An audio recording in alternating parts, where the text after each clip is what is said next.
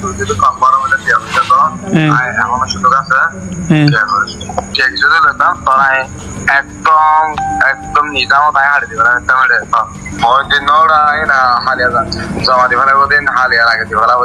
এভাবে এক বন্ধুকে টাকার বিনিময়ে মামলায় নাম না আসার প্রতিশ্রুতি দিয়েছেন বৈষম্য বিরোধী ছাত্র আন্দোলন কক্সবাজারের এক প্রতিনিধি। অথচ বন্ধুর বিপদে বন্ধু এগিয়ে এসে প্রাণ পর্যন্ত দিয়েছে, এমন ইতিহাস রচিত হয়েছে বারে বারে।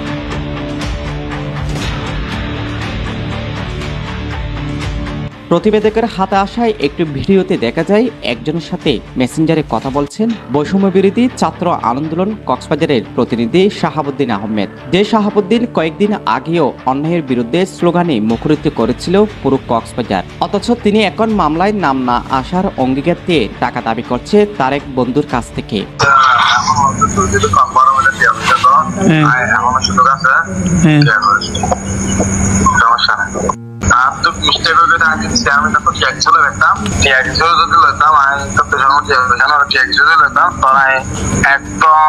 একদম নিজামও তাই হারিয়ে দিবে একটা মেরে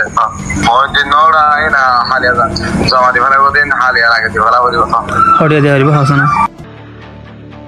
শাহাবুদ্দিনের এমন অনৈতিক কার্যকলাপে উদ্বিগ্ন তার সহযোদ্ধারা।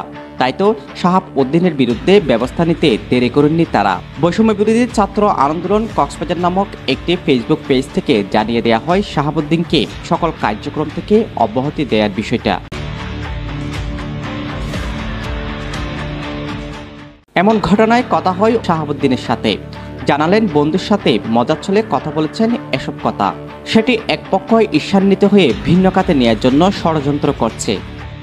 উনি যেহেতু আমার বন্ধু, সেই সূত্রে আমি আমার বন্ধুর সাথে দুষ্টামূলক ভাবে কথাটা বললাম। এখন আমার যারা এমপি পার্টি যারা আমাকে অপছন্দ করে, সবাই তো আমাকে পছন্দ করবে তা না, তারা এটিকে ভিন্ন দিকে নেওয়ার জন্য মূলত একটি ষড়যন্ত্র করা হয়েছে। আমি তো নির্দোষ মানুষ, আমি এখানে কোনো আমার স্বার্থ নাই। আমি আমার পরিবার থেকে টাকা নিয়ে সেই শুরু থেকে আমি আন্দোলন করেছি। এখানে অনেকে যারা আমাকে অব্যাহতি দিচ্ছে তারাও পর্যন্ত কিছু আন্দোলনে ছিল না। আমার কাছে সব এভিডেন্স ভিডিওগুলো। গত এক মাস আগে থেকে ছাত্রদের ত্যাগ তিতিক্ষায় রচিত বাংলাদেশ দেখেছে পুরো দেশের মানুষ। তাদের নেতৃত্বে আগামীর একটি সুন্দর দেশ গঠনের স্বপ্ন বুনেছিল দেশবাসী।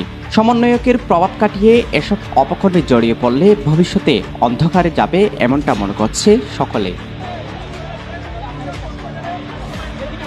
সাজম বড়ুয়া সাজু, কক্সবাজার ভয়েস।